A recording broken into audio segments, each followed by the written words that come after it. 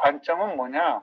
그런 어마무시한 분데이터 아니면 초데이터, 센서 데이터들이 여러분들이 갖고 있다는 전제 하에, 그 다음에 금융 관련한 지표들이 있다는 하에 여러분들이 저하고 포커스를 맞추는 부분은 그러면 어떻게 분석을 할 거냐? 이 파트에 우리는 포커스를 둔다라는 겁니다. 이거입니다. 한 학기 동안 이거를 배울 겁니다.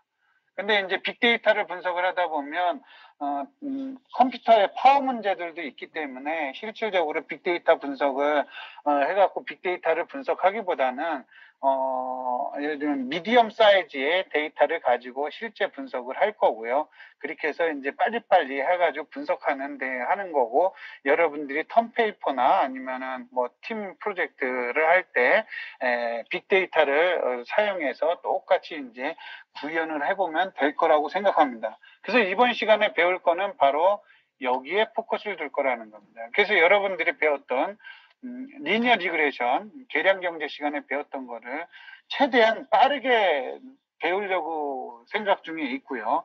그리고 이거를 텐서플로우로 구현하는 방법 어떻게 할 건지 요거는 조금 시간을 두면서 학습을 할 겁니다. 그 다음에 또 하나는 뭐냐면 로지스틱 리그레이션이라는 걸 배울 겁니다. 이건 뭐냐면 아까 여러분들 배웠었죠? X축과 Y축이 있을 때 이런 거죠. 이쪽 그룹핑하고 이쪽 그룹핑하고 다른 거죠. 그래서 이렇게 구분선을 찾는 거. 그래서 A 그룹하고 B 그룹하고 다르다. 이런 이 바운더리 선들을 찾는 거. 이런 거를 바로 로지스틱 리그레이션이라고 합니다. 그래서 이런 것들을 이제 두 번째 시간에 이제 저하고 배울 거고요. 방법론을 배울 거고요. 그 다음에 우리가 이분법적인 게 말고 세 개 이상적으로 할 수 있잖아요. 예를 들면 이런 것들이 있죠.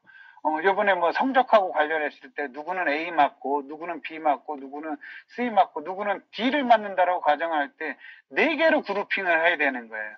이렇게 4개로 그룹핑을 하는 거는 지금 여기 있는 로지스틱 리그레이션의 범위를 벗어나잖아요. 그죠?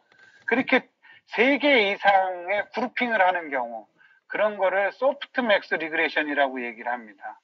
그래서 이제 이런 것들을 이제 배울 거라는 거죠. 그죠?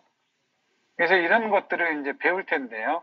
기본적인 여러분들의 컨셉을 간단하게 본격적으로 배우기 전에 빅데이 같은 내용을 배우더라도 예를 들면 리그레이션을 계량 시간에서 배울 때와 그 다음에 이제 빅데이터 분석에서 배울 때 리그레이션의 컨셉이 약간씩 달라요. 용어도 다르고요. 그런 부분들을 이제 여러분들이 여기서 배워가셔야 되는 거예요. 자, 그러면 한번 봅시다. 여러분들이 배웠던 저 계량경제 시간에 리그레이션은 뭐냐면 이렇게 배웠어요. 심플 리그레이션, 그다음 멀티플 리그레이션, 폴리노미널 리그레이션이라는 거를 배웠을 거예요. 이름은 그냥 그렇게 배우세요. 자, 심플 리그레이션은 뭐냐면 이거예요. 종속 변수 하나, 설명 변수 하나. 그래서 베타1과 베타2를 구하는 값인 거예요. 이게 심플 리그레이션이고요. 이런 걸 배운 거고요. 멀티플 리그레이션은 뭐냐면 종속 변수 하나, 설명 변수가 여기 있는 것처럼 2개 이상이 돼 있는 경우를 있는 거고, 지금 이그젠플에서는 설명 변수가 2개 있는 거죠. 그래서 베타1, 베타2, 베타3를 추정하는 과정을 배운 게 멀티플 리그레이션이라는 거예요. 폴리노미널 리그레이션이란 뭐냐? 요 내용은 배울 수도 있고 안 배울 수도 있어요. 근데 처음 들어봤다 그러면 그냥 있다라고만 얘기를 하면 돼요. 자, 폴리노미널 리그레이션이란 건 뭐냐? 족속 변수가 하나 있고요. 여기 설명 변수가 이렇게 있어요. 그 위에처럼요. 멀티플 리그레이션처럼 있는데요. 여기 있는 것처럼 비선형인 내용들이 있는 거예요. 비선형인 녀석들. x2 곱하기 x3라는 비선형인 녀석이 있는 거고요. 여기 있는 것처럼 x2의 자승이라는 비선형인 부분들이 있는 거예요.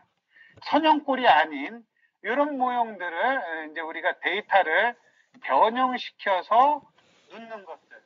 이렇게 해서 이제 베타 원서부터 2, 3, 그 다음에 비선형 변수인 4라든지 5 변수까지 추정하는 내용들을 배운 게 폴리노미널 리그레이션이라는 겁니다. 여태까지 이런 것